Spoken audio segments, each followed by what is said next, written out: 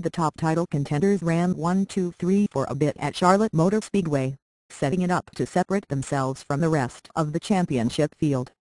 Then Brad Keselowski ran out of gas for the second night in a row, and Clint Bowyer was there to capitalize.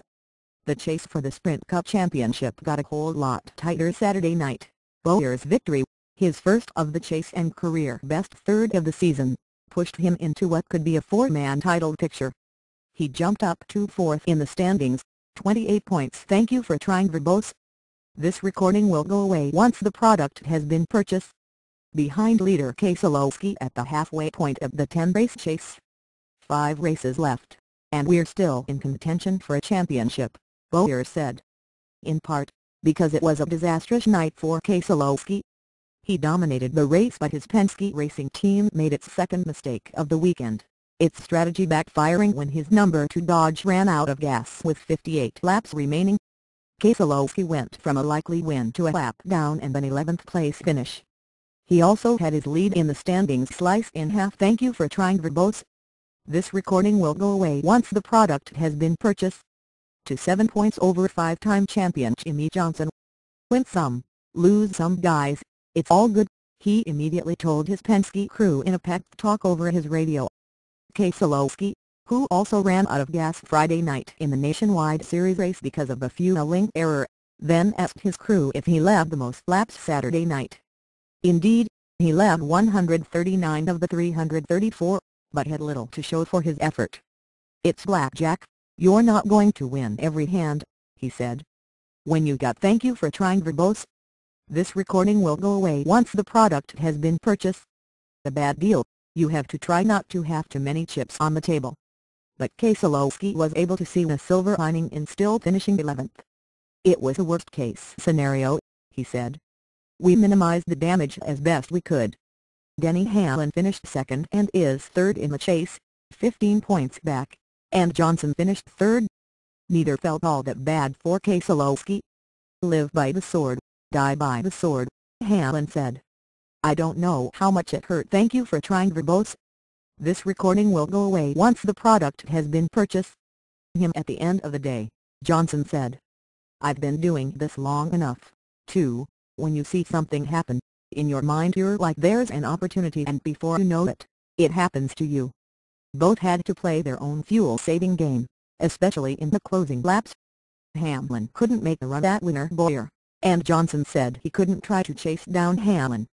"We were just being really cautious and didn't want to go out there and chase Hamlin and get ourselves in trouble," Johnson said. "We're getting thank you for trying, verbose." This recording will go away once the product has been purchased. "Really good at this fuel mileage stuff, it's hard to get it right." Everyone had to keep one eye on the gas gauge starting very early in the race, even as Keselowski, Johnson and Hamlin ran out front midway through the race in a frustrating moment for the competition. "It was pretty cool to see the 2, the 11 and the 48 running 1-2-3 through a large portion of the night," Johnson said. But it was Bowyer in victory lane at the end, for the third time this season in his "Thank you for trying, verbose." This recording will go away once the product has been purchased. First year with Michael Waltrip Racing and manufacturer Toyota, a partnership that's working out far better than expected. "Who thought in a million years I'd walk into the situation I've walked into?" he asked in victory lane. The race was the first since 1979 without an Earnhardt, as Dale Earnhardt Jr. sat out with a concussion. The announcement was made Thursday after Earnhardt sought medical attention for a lingering headache from the 25-car accident Sunday at Talladega. His doctor said he also sustained a concussion in an August 29 crash at "Thank you for trying, verbose." This recording will go away once the product has been purchased. Kansas. Regan Smith got the start for Earnhardt, but it was short-lived.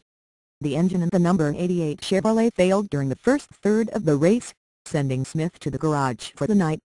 Smith is scheduled to be back in the car next week at Kansas, which has 2 open days of testing and gives Smith more time to get acclimated with the Hendrick Motorsports crew.